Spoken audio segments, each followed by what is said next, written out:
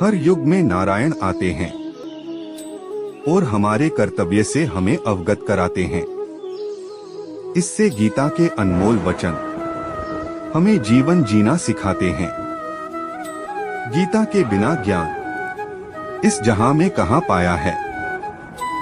यह रहस्य अब तक इंसान समझ ना पाया है। जिस प्रकार आग सोने को परखती है, ठीक उसी प्रकार विपत्तियां भी मनुष्य को परखती है। आपका व्यवहार ही आपका परिचय होता है और इसी से आपका जीवन साकार होता है।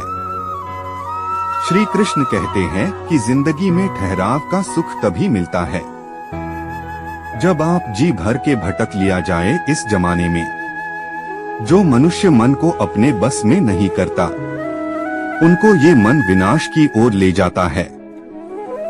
धर्म की राह पर तो मृत्यु भी वरदान है, अधर्म की राह में पुण्य भी श्राप के समान है।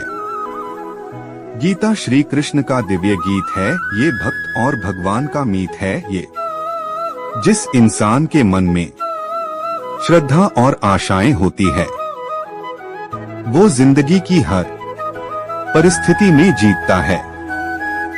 तरकश से तीर निकालने वाला हर योद्धा महान नहीं होता और इस संसार में अर्जुन जैसा धनुर्धर नहीं होता। क्यों कहते हो कि जीवन में दुखों का कोई दान नहीं? गीता पढ़ लो फिर देखना, कौन से कर्म का निदान नहीं।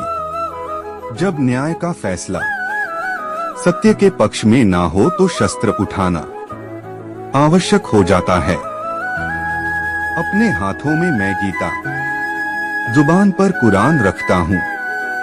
खुद के भीतर मैं अब भी मैं एक जिंदा इंसान रखता हूँ। कुरुक्षेत्र से एक ज्ञान मिला जिसे हम गीता कहते हैं। जनकपुर से एक देवी मिली जिसे हम सीता मैया कहते हैं। अच्छाई की राह पर चलने वाला व्यक्ति कभी नहीं गिरता, लेकिन बुराई की राह पर चलने वाला इंसान पग पग पर गिरता है। गीता ने ही मनुष्य को इंसानियत सिखाई है। इसी से जीवन में उम्मीद की नई किरण आई है। जब से श्रीमद् भागवत गीता को अपने जीवन में उतारा है, तब से मेरा जीवन में सिर्फ खुशियों का ही सहारा है। जिस तरह प्रकाश की ज्योति अंधेरे में चमकती है, ठीक उसी प्रकार सत्य भी चमकता है। इसलिए हमेशा सत्य की राह पर चलना चाहिए। मन की गतिविधियों, होश, श्वास और भावनाओं के माध्यम से भगवान की शक्ति सदा तुम्हारे साथ है और लगातार तुम्हें बस एक साधन की तरह प्रयोग करके सभी कार्य कर रही है।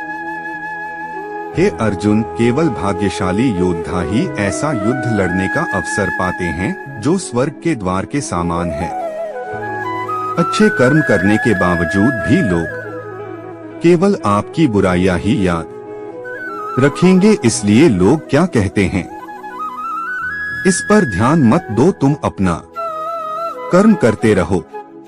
कोई भी इंसान जन्म से नहीं बल्कि अपने कर्मों से महान बनता है।